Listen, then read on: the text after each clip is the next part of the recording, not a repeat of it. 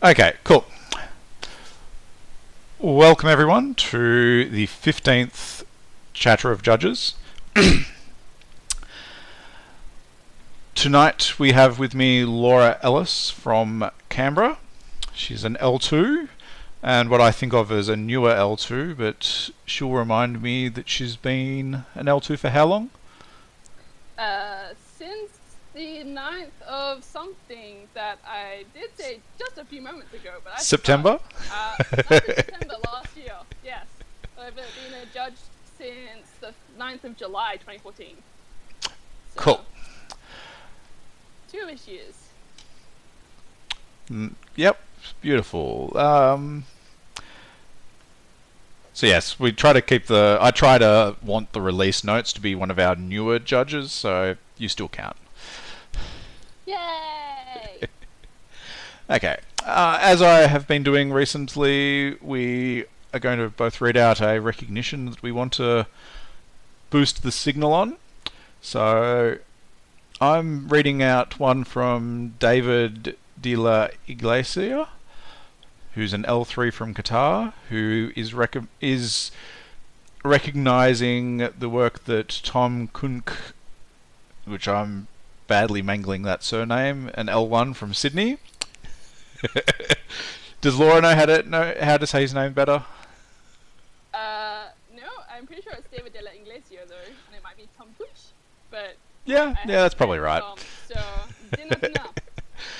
But David says, "Thank you, Tom, for your work on developing the secondary region support on Judge apps.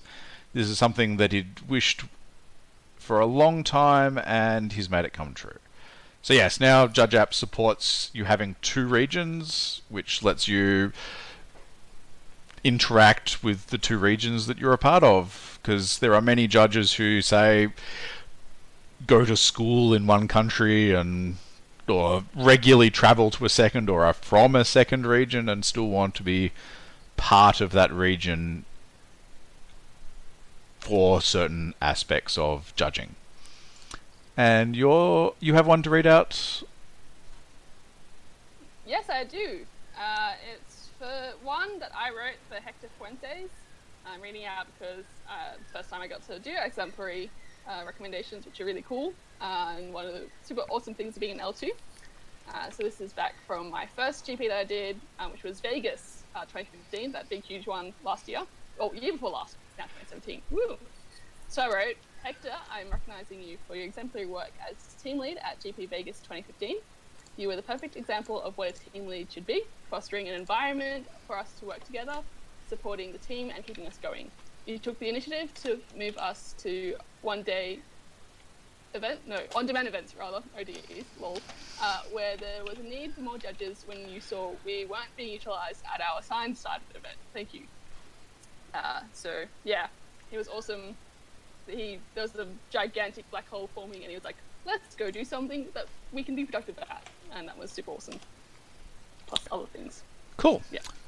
Now that we've got the preamble out of the way, let's get on to the main meat of tonight's episode, where we are going to talk about the release notes, which I just posted a link to them, so read along as you want. We're not just going to verbatim read them, mostly because they're hideously long these days. And I can't access them, really. I'm on two devices, and it doesn't work. I have lots of screen, and I can't use lots of screen. Yeah, we'll see when your laptop gets finished updating sometime this evening. It's on 23% now. Ooh, sweet. Yay! Cool. So, if I use the power of technology, we now have this layout of the stream. And we're going to mention the inventions first. Just reminding everyone, inventions are still a part of packs. They will be part of all packs into the future. Don't play them in standard unless they are part of standard. Printing them as legacy. Yeah. Printing as an invention does not change what sets they're legal in, but you can play them in your sealed deck. And your draft, if anyone's drafting, Yes. which we hope no one is. Well, So not this yeah, it's not the weekend. draft. This week. Yeah. Well, yeah, obviously. I meant this weekend. Blah, blah, blah, blah. Improvise is a cool mechanic. Yep, it means that you can tap your untapped artifacts for 1 generic mana. Not colorless, not colored, but generic. Yeah. The text Alright. of Improvise, let's go over what the comprehensive rules are saying for it now. So 702.125A, Improvise is a static ability that functions while the spell with Improvise is on the stack. Improvise means for each generic mana in this spell's total cost, you may tap an untapped artifact you control rather than pay that mana. And 0.125b, the Improvise ability isn't an additional or alternate cost and only applies after the total cost of that spell with Improvise is determined. And C is multiple instances of Improvise on the same spell are redundant, as you may expect. Cool, so that's Improvise. You probably recognise Improvise as being awfully similar to our favourite mechanic that its name is escaping me right now. Yes. Convoke. Invoke.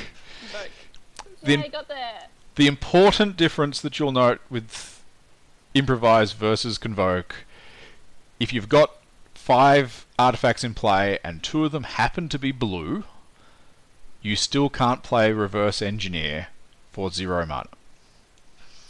You can tap 3 artifacts, regardless of whether they're colourless or coloured, to reduce the 3 in Reverse Engineer, but you will still have to pay the 2 blue. 2 blue for 3 cards is still a good deal. I'm sure people will love doing this. Yeah. Also, it's not different to Convoke, but it's different to original Convoke in that you can't overtap. You can't tap 12 artifacts for Reverse Engineer.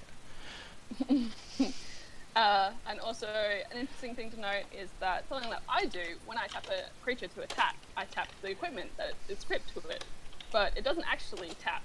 So you can tap the equipment after you've attacked with that creature to pay for something with Improvise.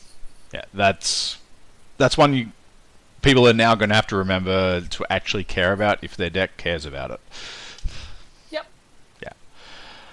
Okay. No one in the chat seems to have any points on Improvise they'd like covered at this point. So let's move on to Revolt. So Revolt is... do you want to read the paragraph out or the thing? I can read them now. I got release notes up. Let's read... It's an ability word, which means it doesn't have any comprehensive rules. Nope.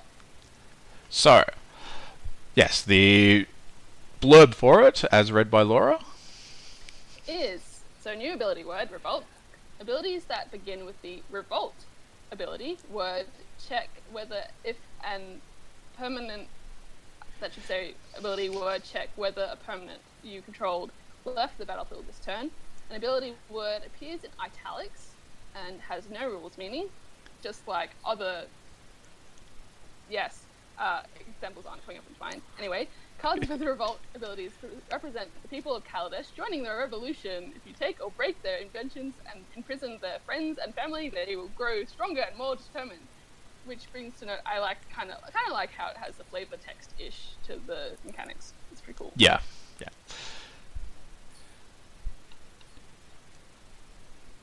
So yeah, it's... So the example here is, call for Unity, which is an enchantment that costs 3 plus 2 white mana. And at the beginning, the Revolt ability is, at the beginning of your end step, if a permanent you controlled left the battlefield this turn, put a Unity counter on Call for Unity. Creatures you control get +1/+1 for each Unity counter on it. Yeah. So So that's one of the triggered abilities. Not all Revolt keyword action abilities are triggered. Some are other sort of abilities, but they all have an intervening if. Yeah. I believe. We love intervening ifs. So that means that it needs to be checked before it can happen. And if it doesn't still have that clause, then it won't happen. Yeah. But as intervening ifs go, this is one that can't be true when it triggers and then not true later. Yep. You can't That would be change weird. history. No, you can't be like, ignore what happened to permanence in the previous of the turn. Yeah. So while there's all those cool bits about intervening ifs, all that matters with this type of intervening if is it needs to be true when it would trigger, not Yep. when the trigger would resolve. Or when the stack of the ability goes on the stack. Yeah. When the ability goes on the stack. Yeah. So let's move on to our expertise, which is not exactly It's a cycle. right? It's a cycle. Of 5 cards. Yeah. Yes, the expertise cycle consists of 5 sorcery spells named after the legendary creature cards in the set. Each has an effect and then lets you cast a card from your hand for free. Yeah.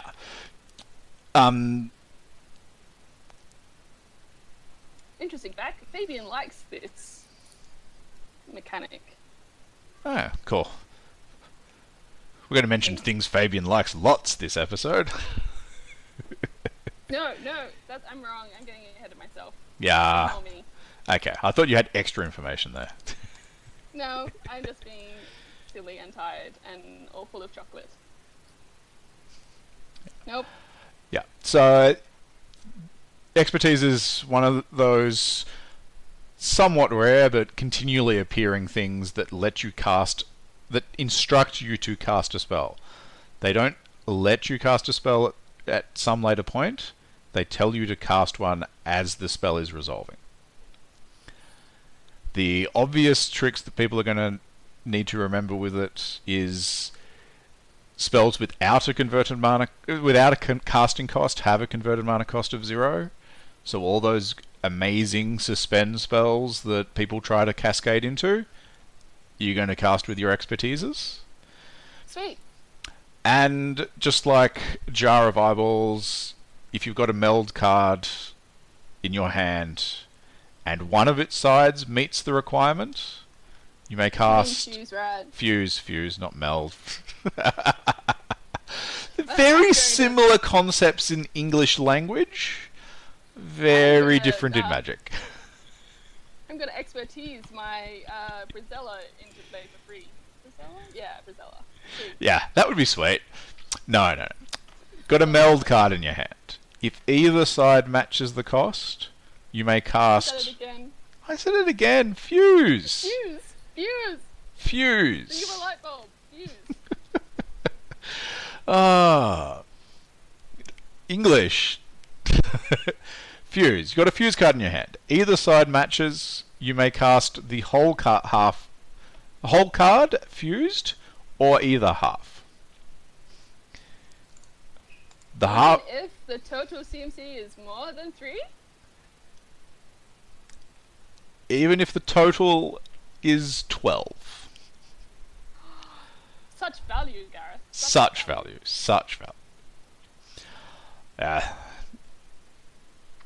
Until, of course, there's an update saying, no, you can't do that. Well, other cards have done the same thing, so... I'm not expecting anything, but let's see what happens. But let's move on to implements. Which, once again, does not have any... Just a cycle. Another cycle. rules. What would an engineer do without a selection of finely crafted tools? Go crazy and look for a new job? No. The Aether Revolt set provides you with a cycle of 5 artifacts with coloured mana in their activation costs. You get a new card to replace them when they break. That is so cool. Yeah, it's reasonably cool. So much free stuff.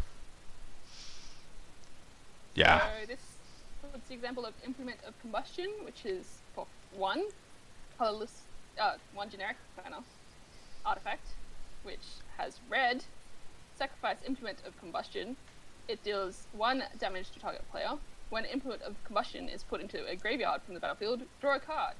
Noting that they're not linked, so that if it goes into the graveyard for any reason, such as your opponent decided to destroy it, the triggered ability will still work. Yeah. This is the next cycle of spell bombs, which we've had so many different variants of since Mirrodin.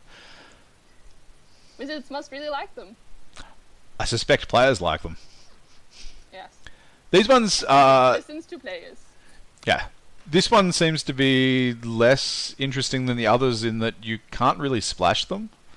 Like, the benefit of splashing one of these is 0. Yeah. You can pump your artifact count, and if someone destroys it, you get a card. Yeah, don't play this. Don't play this if you're not red, or the matching colour for the implement. No, not much value in that. Yeah. Once again, there are story spotlight cards. These are cards that have a URL on the bottom and mention where they are in the story. That's cool. Yeah, I had a flick through the story, and it looks pretty cool, but I'm not really into the story, so it's like, interesting words. Yeah, I'd love to have enough time in life to do everything, and this is one of those things that isn't everything. Time to invent a time machine, Gareth, and share it with everyone. Yeah. That is awesome. Like me.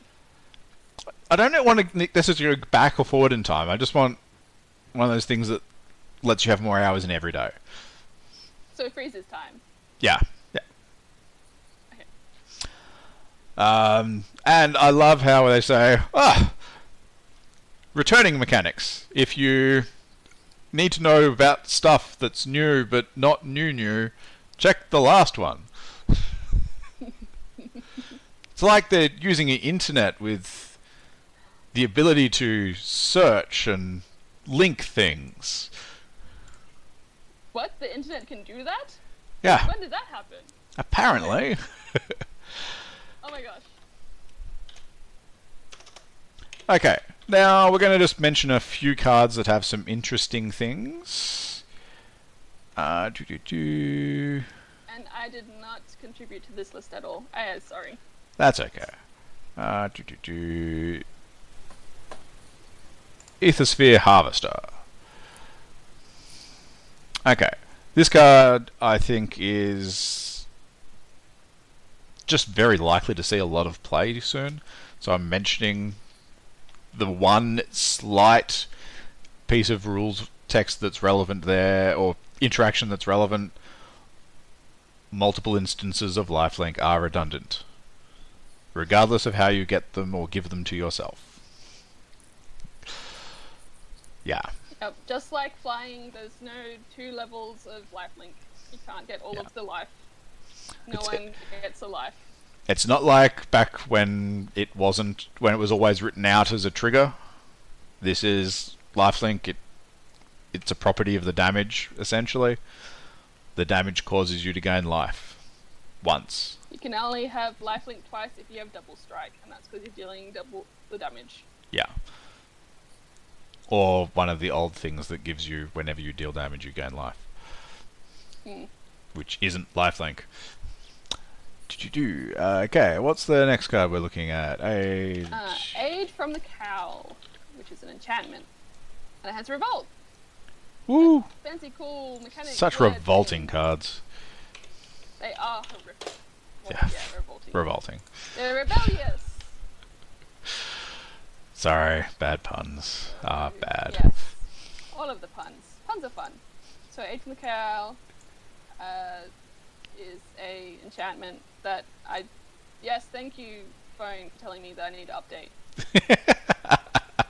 No, you do not need updates. No I updates. remind me later. So I'll read out what it says. It says Revolt.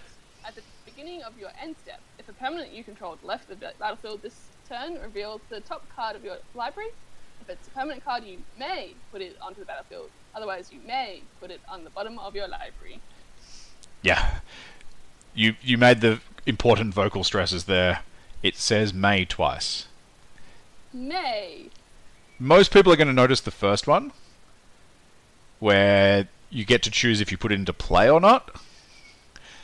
The second one, I reckon, is going to catch everyone out and not going to notice you don't have to put it on the bottom. You can leave it on top if you like it. So Yep. it's one way to think of it is this is Uber Scry. You get to look at the top card. If it's a permanent, put it into play. Otherwise, scry it. Top or bottom. Top or bottom. So, Uber Scry. That's our lesson for Aid of the Cow. Next, we have an expertise. Baral's expertise. Which is a magic card. Yes. A magic card that says, return up to 3 target artifacts and or creatures to their owner's hands. You may cast a card with converted mana cost 4 or less from your hand without paying its mana cost. We're only mentioning this because I want to mention that I'm sure... I feel this is the straw that broke the camel's back for a certain mage that got banned recently. Which mage is that, Gareth? Reflecting mage.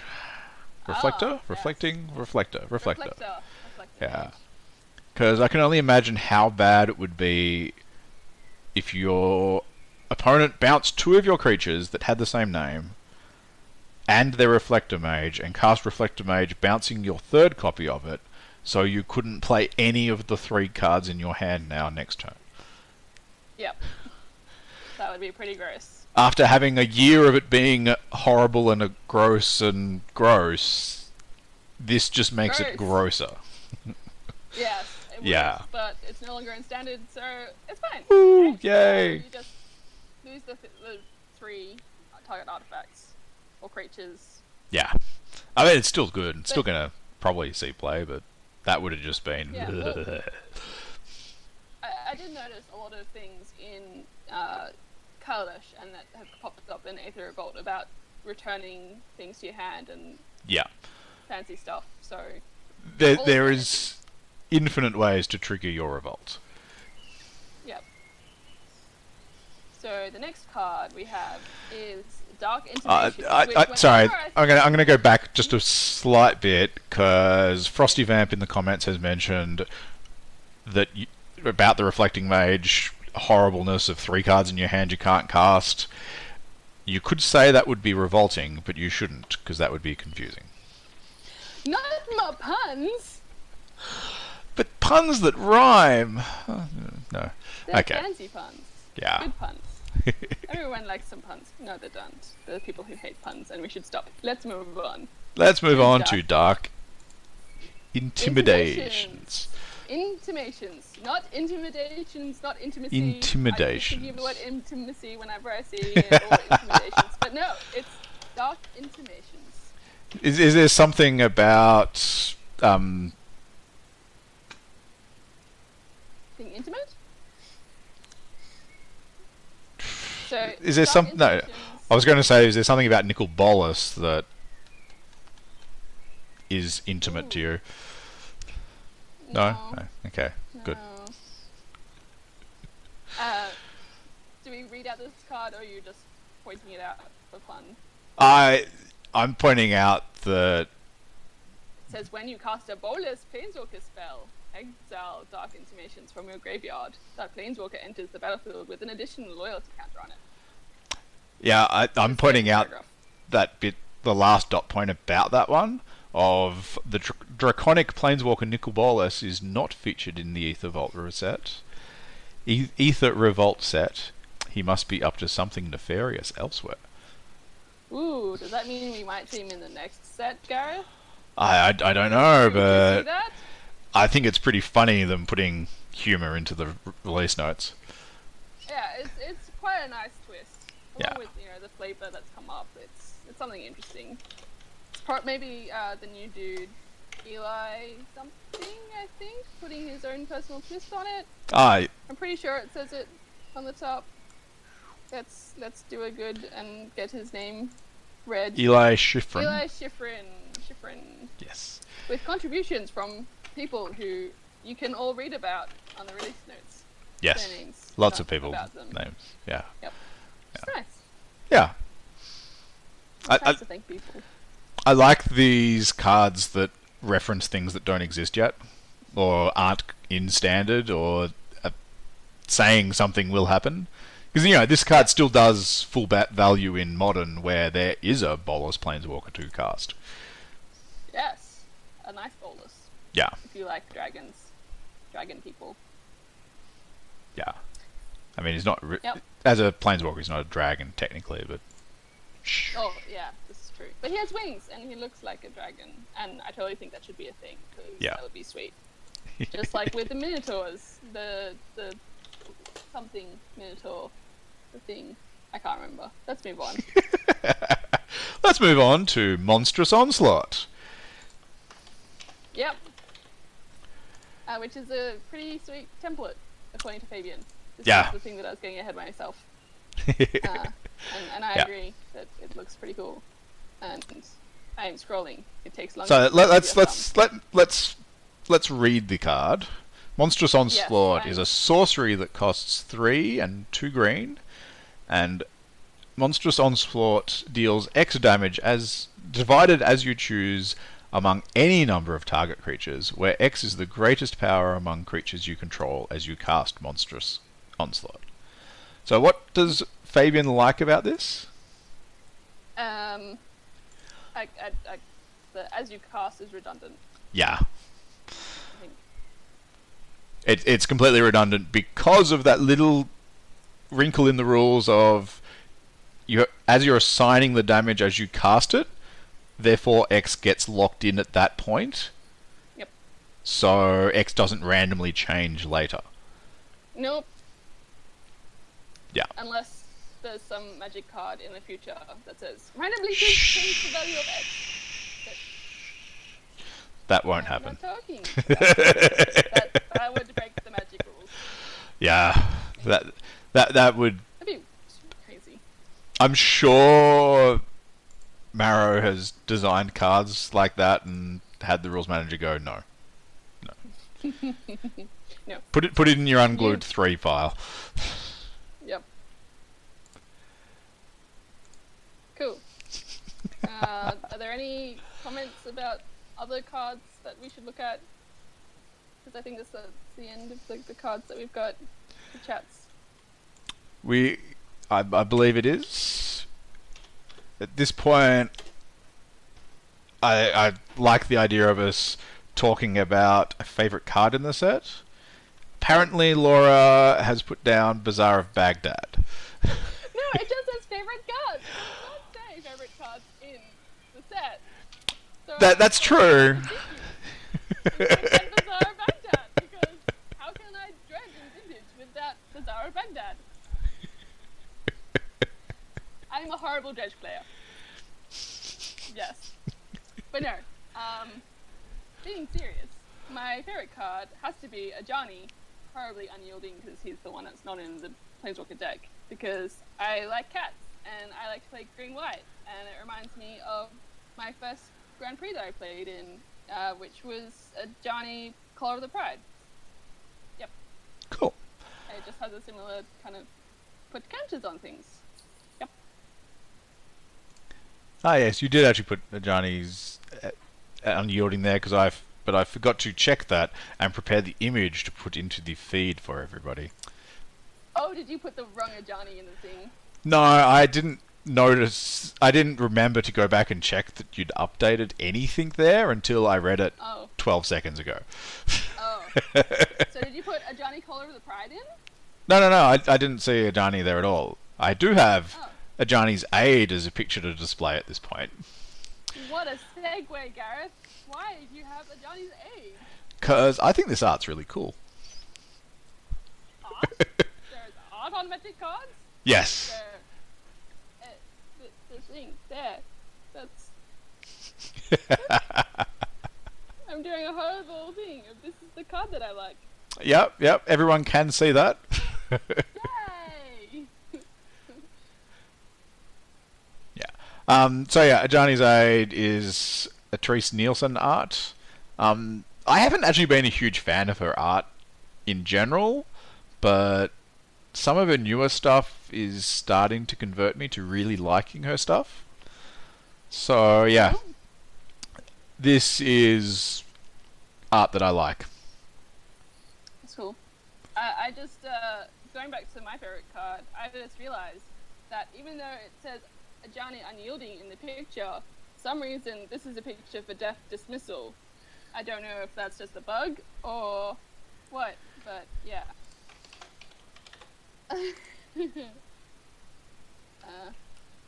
Yeah. Because yeah, there's two pictures of Ajani unyielding in at least what I'm looking at. I think that's Is it a Laura thing? yeah, your phone being weird thing, because Death Dismissal for us has Death Dismissal. I'm gonna take a funky screenshot of it with my chin for memento's sake. But yes, Ajani unyielding is cool and catty. Yep, he's a cat. He's a giant cat. Leads the cat people. Yeah, definitely giant cat. Anyway, I think that's all we have now. And thank you those who have been following along in the chat and helping and commenting and so forth. And yes, thank you for getting a Laura. I will try and make sure I count just how many times I said meld when I meant to say fuse, and put the tally in the release notes, show notes when I publish it. At least 5, right? It's gotta be at least 5. Way too many. Anyway, thank you, Laura. It has been great having you chatting and so forth. It's been a pleasure. And Thank you for having me. You're welcome. And yes, thank you, everyone. It's been a pleasure. And this is the end of the stream. Bye-bye.